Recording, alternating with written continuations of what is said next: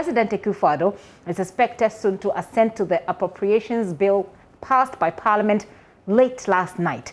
Now, these new taxes will see consumers pay more for fuel and transactions that have value-added tax component. George Wiafe of our business desk looks at how this will affect you and me. Is, for instance, placing 20 pesos on per litre of petroleum products and 10 pesos as sanitation and petroleum levy as well on fuel. Now, this should result in the price of petroleum products going up by some 5.7%. The development will definitely lead to the cost of living going up, looking at the impact of fuel prices on the broader economy. Government also wants to review road tolls. All this could definitely make a strong case for commercial drivers pushing for an increase in transport fares from next quarter. This may lead to the cost of living going up in the country. The budget also announced a 0.5% increase in the National Health Insurance Levy and 0.5% increase in the VAT flat rate scheme. This would increase VAT from 18.12% to 19.12%. Now, this will result in prices of goods and services that attract VAT actually going up since it's a consumption tax. Commercial banks will also absorb or pay 5% of their profit before tax to the state.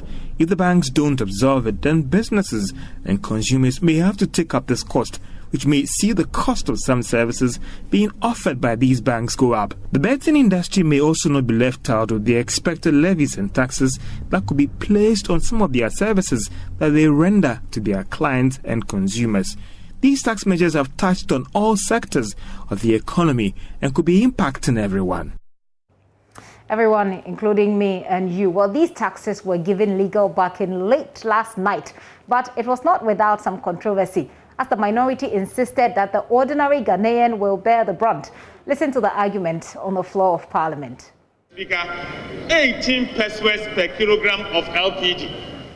The Speaker, the budget statement did not mention an increment in the LPG for the purposes of the payment of the energy sector recovery levy.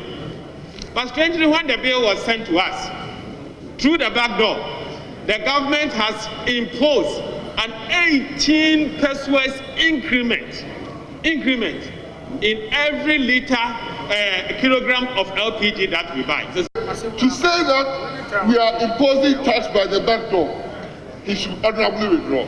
The Speaker, it is nowhere in the budget statement. Show me where in the fiscal table that says that you will have increased 18% for LPG. The Speaker, show me. Then on page 210 of the budget, Appendix 3B. under other revenues, Appendix 3B, yes. It says the Delta Fund, 666,256,700. Yes. The petrol and the gas. My colleague has said nothing. The Speaker, she said nothing. Our minister responsible for finance in the year 2019 appeared before us and said that, Mr. Speaker, there's the need for us to contribute for the purposes of paying energy sector obligations. He has failed to tell us what the original one was used for. Mr. Speaker, that is where my difficulty is. To increase taxes on diesel, petrol, and LPG.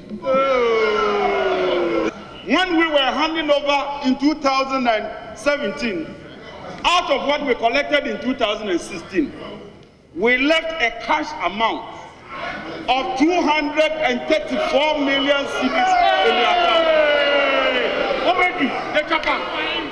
And Dr. Baumia owes us an apology as far as this country is concerned. Mr. Speaker, if President Akufo-Addo was in class 1, I tell you with this result, they will repeat it. Under the energy sector levies, all the amounts accruing to the road fund, more than 2 billion of that amount has been withheld and has not been handed over to them. In 2020, out of 1.8 billion, 900 million was withheld. In 2021, this year, they are withholding another $800 million. I want to challenge the other side and the NDC. I want to challenge them And I can debate them at any time, any forum, that they left this country the worst road infrastructure in this country's history. So they should not play the impression that we have bad roads upon this country. Road infrastructure. Following the COVID-19 pandemic, what sensitive governments are doing is to rather help industry. It's rather cushion their citizenry.